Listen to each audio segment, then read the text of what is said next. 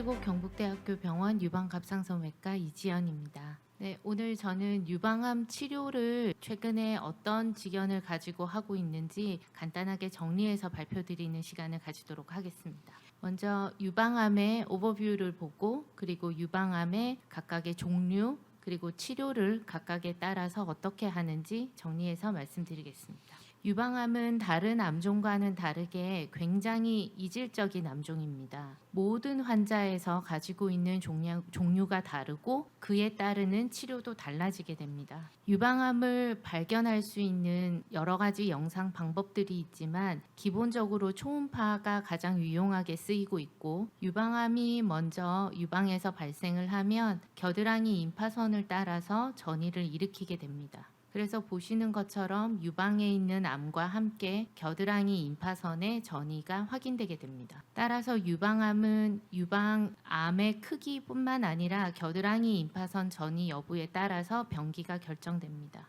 유방암은 크게 세 가지 종류로 나눌 수 있는데 가장 많은 타입이 루미날 타입입니다. 루미날 타입은 호르몬 파지티브 브레스트 캔서라고도 불립니다. 두 번째로 많은 타입은 헐투 진 파지티브 타입입니다. 다음으로 많은 것이 트리플 네거티브 타입입니다. 각각의 타입은 에스트로겐 리셉터, 프로게스테론 리셉터, 헐투 진에 따라서 다 나누어지게 됩니다.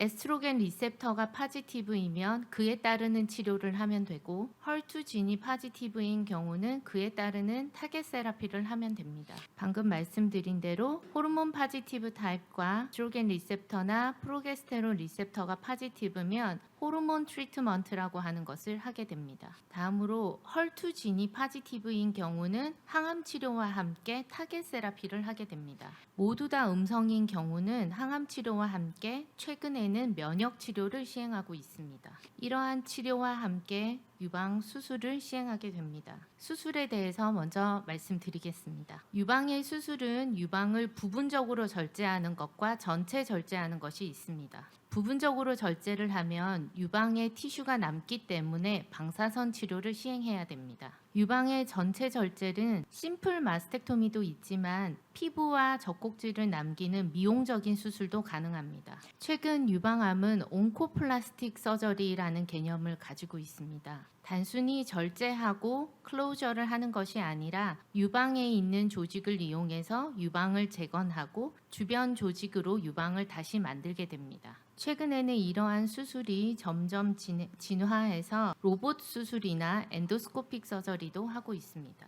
아직은 발전 중이지만 이러한 크라이오세라피도 유방암에서 시행되고 있습니다. 수술을 부분 절제를 하는 경우에는 유방암이 프리 오브 마진을 확보하는 것이 가장 중요합니다. 절제가 되면 잉크를 칠해서 암세포가 잉크에 묻어 있는지를 보게 되는데, 암세포가 잉크에서 멀어지면 질수록 안전하다고 판단을 하게 됩니다. 수술 전 초음파나 MRI를 통해서 유방암의 위치와 크기를 확인하게 됩니다. 사이즈가 작은 유방암도 발견이 가능하고 개수가 여러 개인 멀티플의 경우도 발견이 가능합니다. 경우에 따라서는 전체 유방을 차지하는 암도 발견되기도 합니다. 따라서 수술을 들어가기 전에는 여러 개의 옵션을 준비를 해서 수술을 들어가게 됩니다. 적게 절제하는 경우에는 주변 조직으로 재건이 되지만 크게 절제하는 경우에는 다른 쪽의 큰 근육을 사용해서 유방을 재건합니다. 아래쪽에 존재하는 유방암도 복부의 살을 이용해서 또는 옆구리 살을 이용해서 재건이 가능합니다.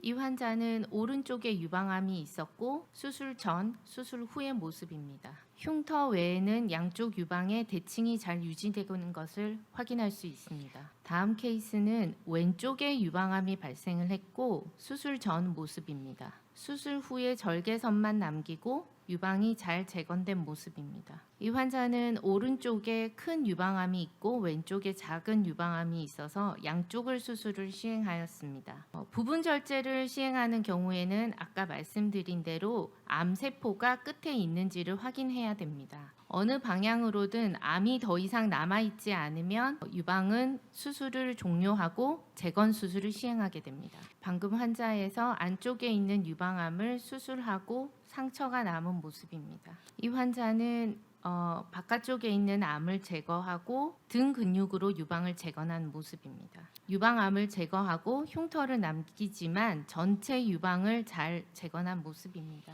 다음은 항암 치료입니다. 항암 치료는 젊은 유방암이나 또는 겨드랑이 임파선 전이가 있고 병기가 높은 경우에는 시행을 해야 합니다. 특히 항암 치료에 잘 반응하는 유방암은 헐2 포지티브 브레스트 캔서나 트리플 네거티브 브레스트 캔서입니다. 항암 치료는 주로 혈관 안으로 항암제를 직접 주입하는 방식을 택하게 됩니다. 단점으로는 탈모가 발생하고 가입력이 사라지고 입맛이 없어지는 등 환자들에게 불편을 초래하기도 합니다. 그렇지만 최근에는 타겟 세라피와 임뮤노 세라피를 같이 시행함으로써 환자들의 생존율을 매우 높이고 있습니다. 라디오 세라피에 대해서 말씀드리겠습니다. 방사선 치료는 남아있는 유방 조직의 암세포의 재발을 막기 위한 치료입니다. 기존에는 5주에 걸쳐서 오랫동안 방사선 치료를 했지만 최근에는 5번으로 끝내는 방사선 치료 프로토콜도 개발이 되었습니다. 방사선 치료 기법도 개발되어서 원하는 부분을 포함시키고 원하지 않는 부분은 제외시키는 방법이 가능합니다. 최근에는 임플란트를 넣은 여성들에게서도 방사선 치료를 하는 방법들이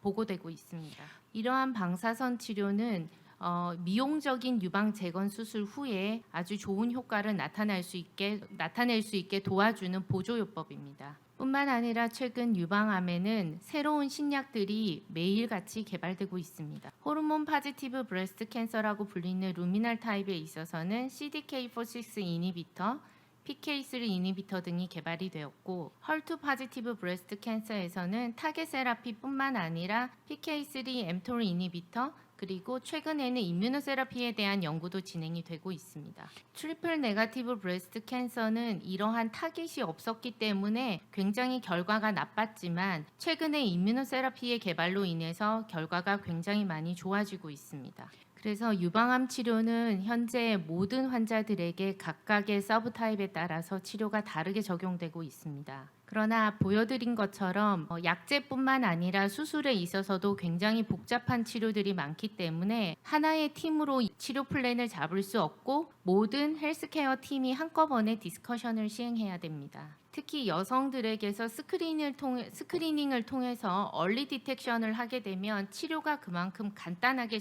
끝날 수 있기 때문에 가장 중요한 방법이라고 할 수 있겠습니다. 또한 이러한 스크리닝은 점점 더 발달된 기계를 통해서 더 높은 탐지율을 디텍션율을 올릴 수가 있습니다. 네, 경청해 주셔서 감사합니다.